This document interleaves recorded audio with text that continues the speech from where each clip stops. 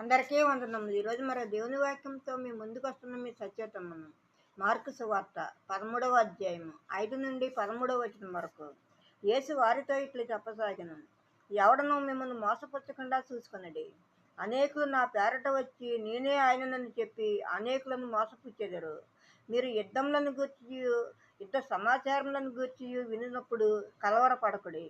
ఇవి జరగవలసి ఉన్నవి, కానీ అంతము వెంటనే రాదు. జనము మీదికి జనమును, రాజ్యము మీదికి రాజ్యమును లేచును. అక్కడక్కడ భూకంపములు కలుగును, కరువులు వచ్చును. ఇవే వేదనలకు ప్రారంభము. మిమ్మును గూర్చి మీరే జాగ్రత్త పడుడి.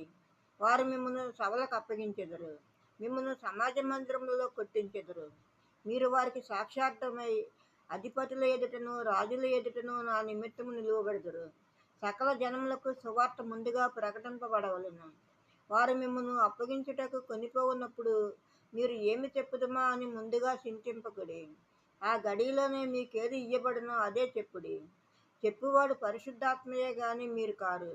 సహోదరుడు సహోదరుని, తండ్రి కుమారుని మరణమునకు అప్పగింతురు. కుమారులు తల్లిదండ్రుల మీద లేచి వారిని చంపింతురు.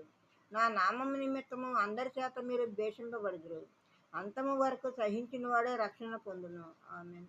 మరో దేవుని వాక్యంతో రేపు మీ ముందు ఉంటాను. అందరికీ శుభరాత్రి. మన ప్రభువును ప్రియరక్షకుడు యేసుక్రీస్తు కృప, కాపుదల, రక్షణ, ఆశీర్వాదము మన అందరికీ ఇప్పుడు ఎప్పుడు సదాకాలము తోడైనను గాక.